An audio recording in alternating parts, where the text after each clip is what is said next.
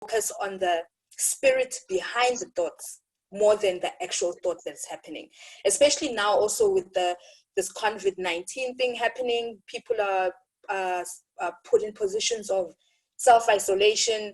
There's a lot of things that are happening in our heads. And so meditation is like, be peace, be still, and work through the thoughts. And keeping in mind that you are not your thoughts, basically, you are the thinker of them. The reason the mind is also so powerful and in a situation of working through thought processes is that the system that we are all raised in and we are part of, for you and me to be the people who we think we are, we had to go through a series of repetitions. We have to go through a series of symbolisms, and we have gone through a whole processes of practice. So you are who you are right now because of constant repetition, symbolism, and practice. So with meditation, you are unlearning all of that. You are tapping into your subconscious mind, because the subconscious mind is what provides us with our thinking mechanisms. So now with meditation, we are saying we are unlearning these repetitions, we are unlearning these symbolisms, and we are unlearning these practices that we have come to adopt now. So that we could get into a space or an environment of healing, awakening, manifesting, and transcendence.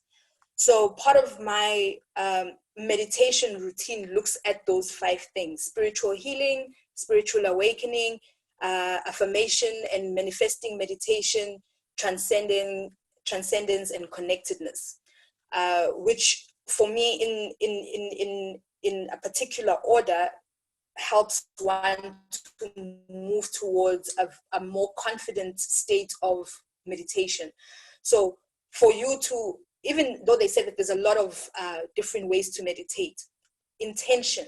What is your intention when you sit down in your meditation position? Because then your intention is what is going to help you work through all the unwanted sensations and thought processes that one goes through.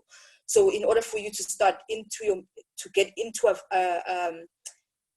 a more guided and stable way of meditating, you need to know what your intentions are. So mine, like I said before, it's with spiritual healing, where one recognizes that there's a part of yourself, or if not all of you, that needs healing.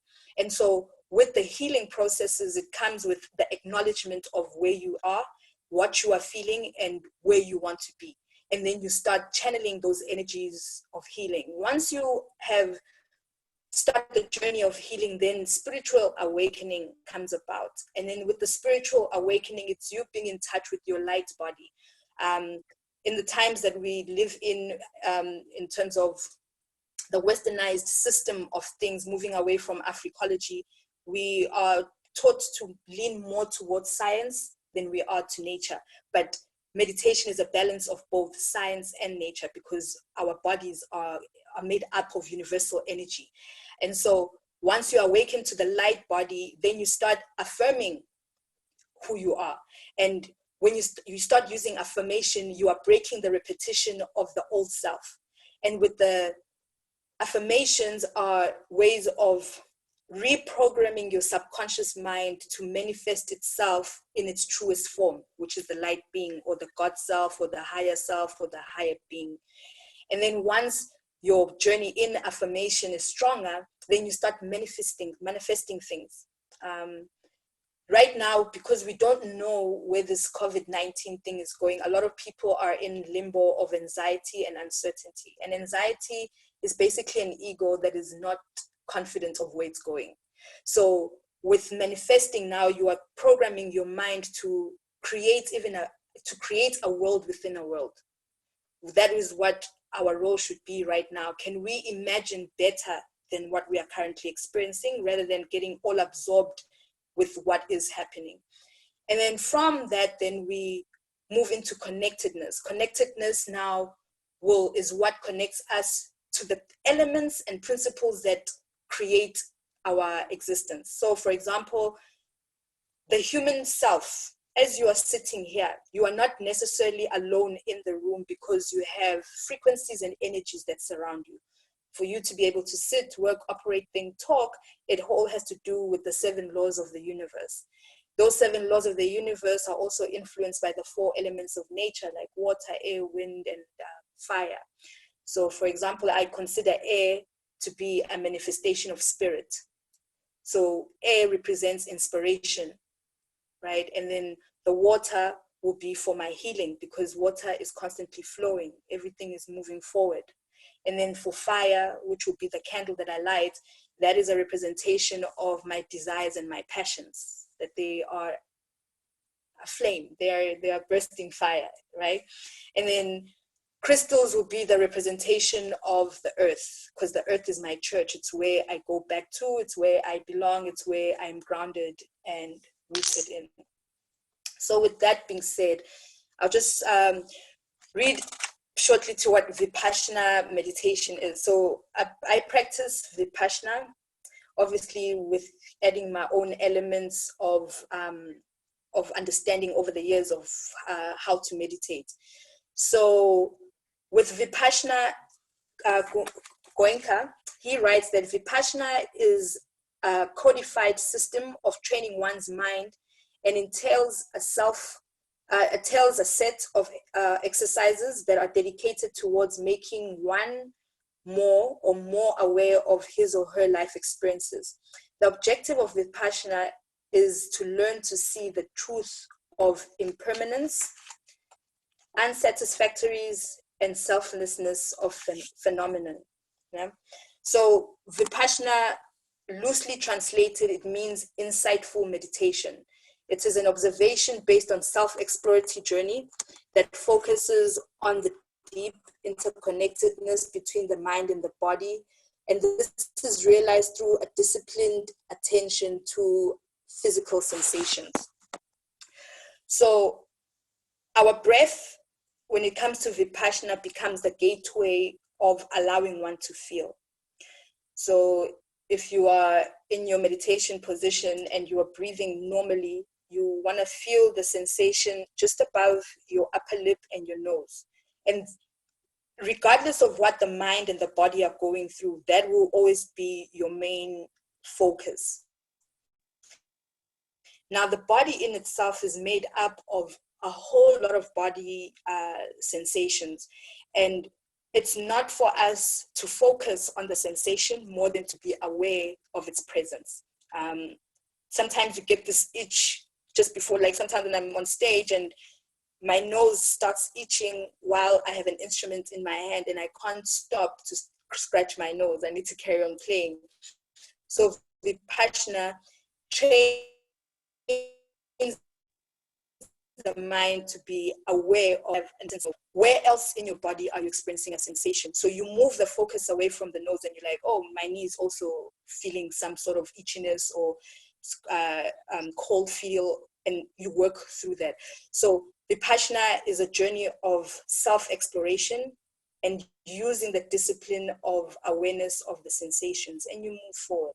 So you start from your head, acknowledging any sensations that you feel at the top of your head, your face, your shoulders, all the way through your toes and right back up. And the idea is not to give the sensation more attention than it deserves. Because sometimes, if you think about it, from the time that you woke up this morning, you've had almost, let's say, 600 thoughts maybe, or less or more.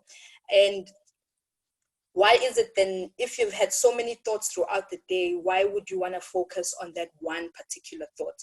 So with Vipassana, it is the acknowledgement of all the thoughts and the releasing of those thoughts. Goenka calls it the perfect equanimity. And perfect equanimity basically means everything moves forward or everything passes.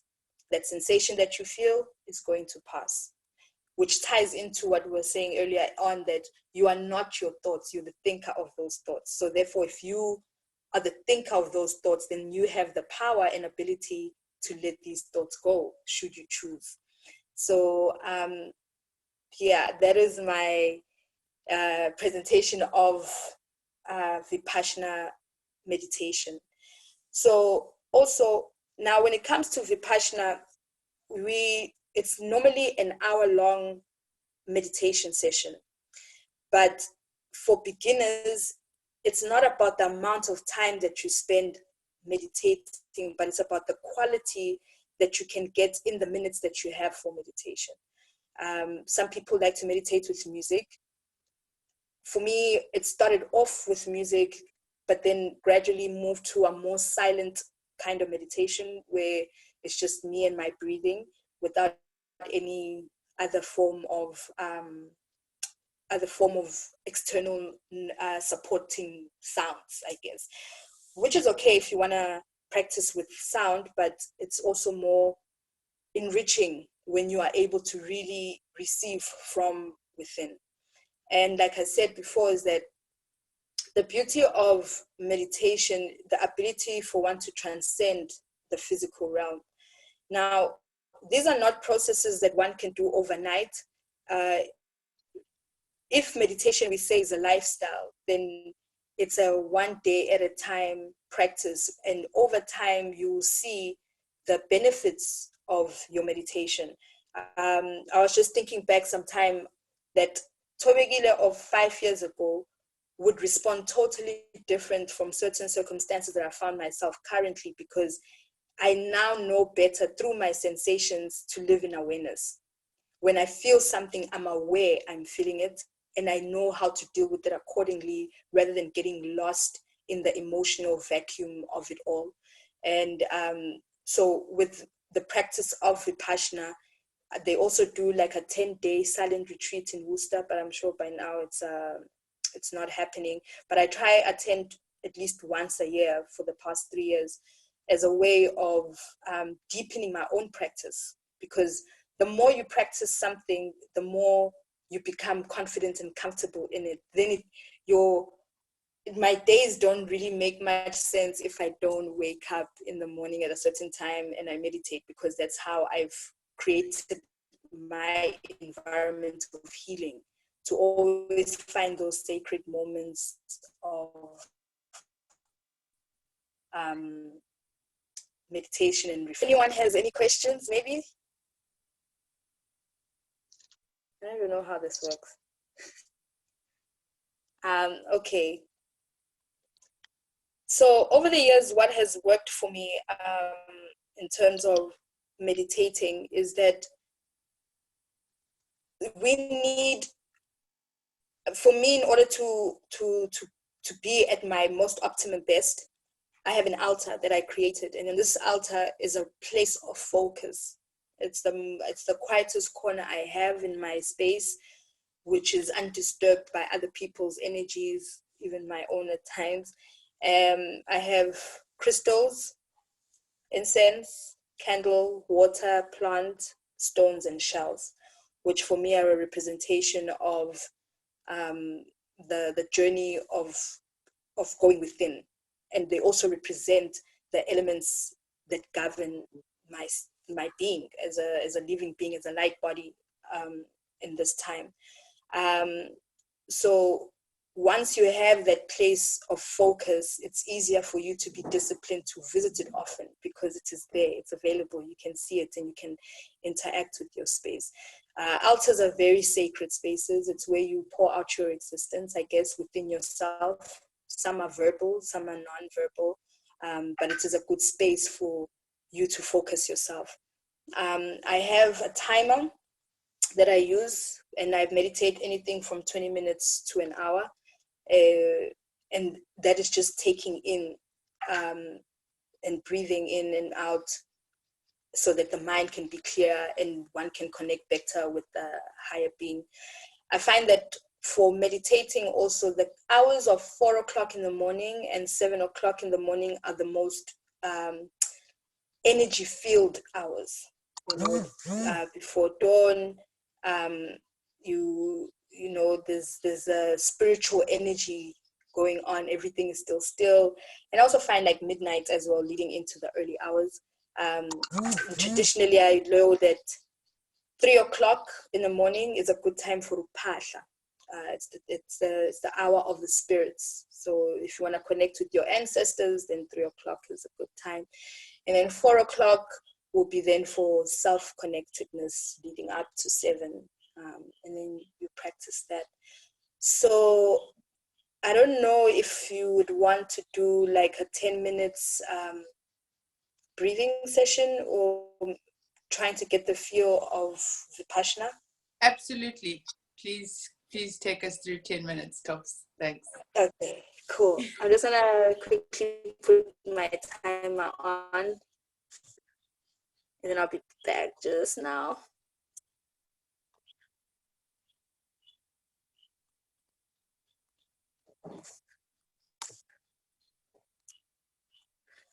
Okay, so in your sitting position, if you could sit with your legs crossed, if you are comfortable with that. If not, you can lay on your back. Sorry to disturb. Your phone is the wrong way around. So you aren't sitting up straight. You're at an angle. Oh. Perfect. Is that okay? I just changed it now. Okay, perfect. So normally this is the symbol that I use for my meditation, which is the Om. I'm rooted, I'm grounded, I'm safe. And then with that, you can just take one deep breath with your eyes closed with an intention to listen to the body.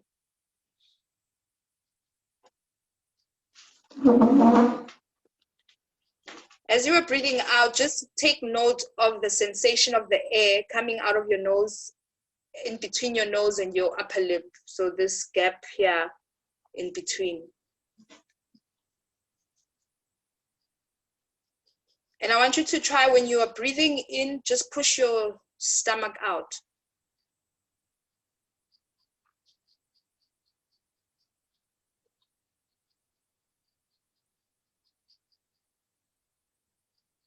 Once you're settled with your normal breathing pattern, start focusing from the top of your head and just spend a few seconds going through your headspace. If you can feel any sensations, maybe there's a hair tickle or there's a breeze, acknowledge it. Then you move to your face, your eyes, your nose, your lips, your ears, back of your neck, front of your neck, your shoulders. And we're just going to sweep through the whole body. And we're looking for sensations. We are being aware, not looking for them, because we're not trying to find things that are not there. But we are just paying attention to what exists in the body. And I know as you go lower down your body, you might feel burning pains at your back, or you might feel like it's like a heated area or a cold area. Acknowledge it and move on to the next part of the body. So we'll do that for the next 10 minutes.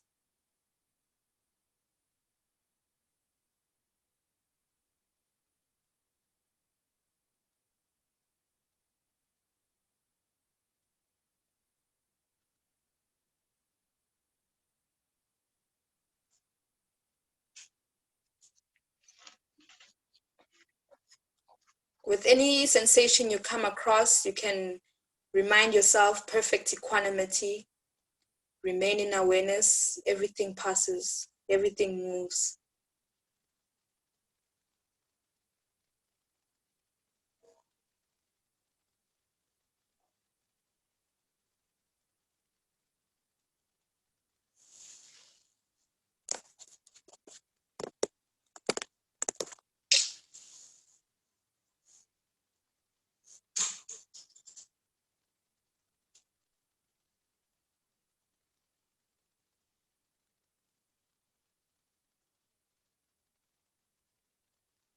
Breathe through the monkey chattering of the brain. You are not your thoughts. You're the thinker of your thoughts. Everything is perfect equanimity.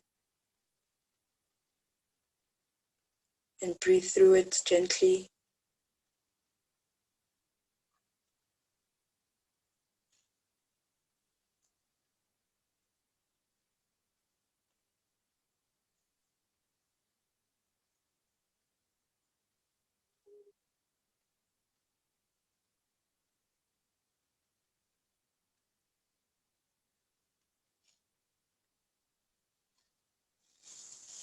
Some sensations will feel stronger than others, especially around your thigh area, your knees, if you've been sitting cross-legged for long. Acknowledge that sensation and move on to the next part. And you'll see that when you look back, the sensation where you thought it was is no longer there. That is perfect equanimity. Everything passes. It's remaining in awareness, being aware of your body's vibration.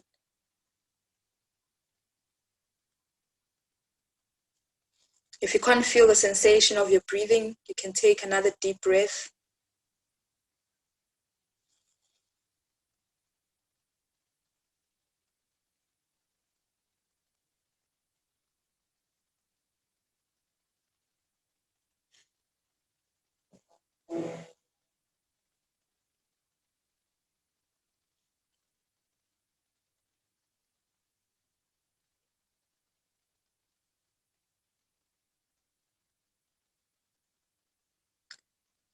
Remain in awareness.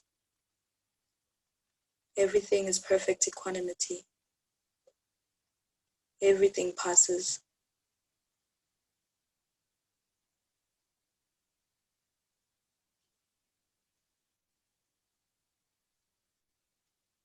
Allow the sensations.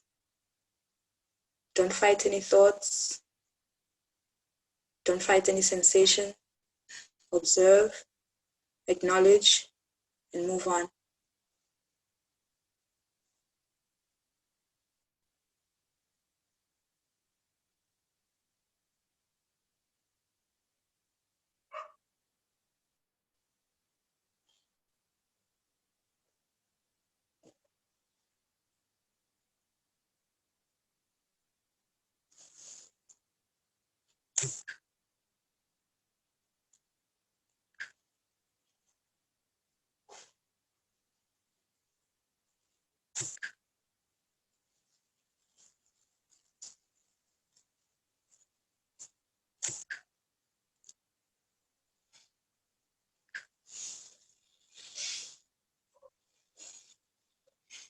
Perfect equanimity. Remain in awareness. You are not your thoughts. You're a thinker of the thoughts. You're the awareness behind those thoughts.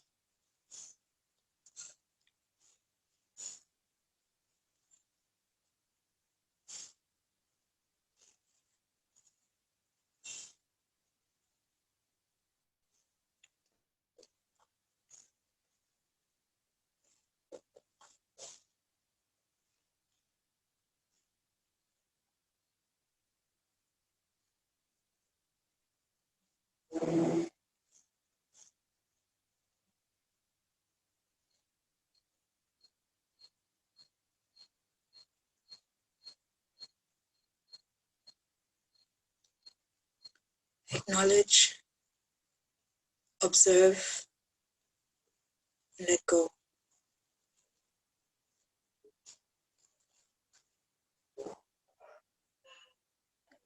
Your breath is your guiding force. It will always return you back to the safe place.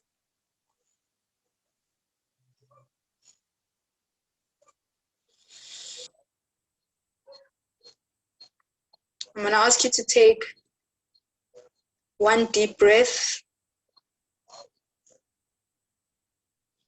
as we return back to our bodies. I forgot to press play for the timer, so I've lost track of time.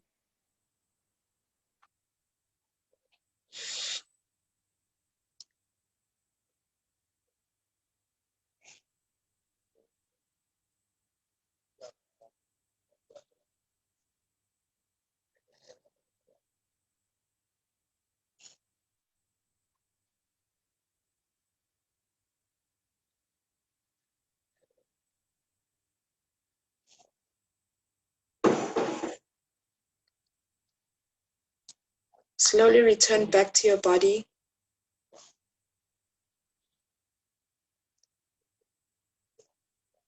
Take a deep breath as you open your eyes. Remain in awareness. Remain in perfect equanimity.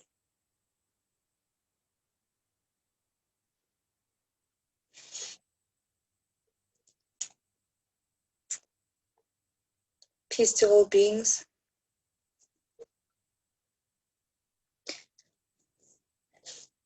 Thank you.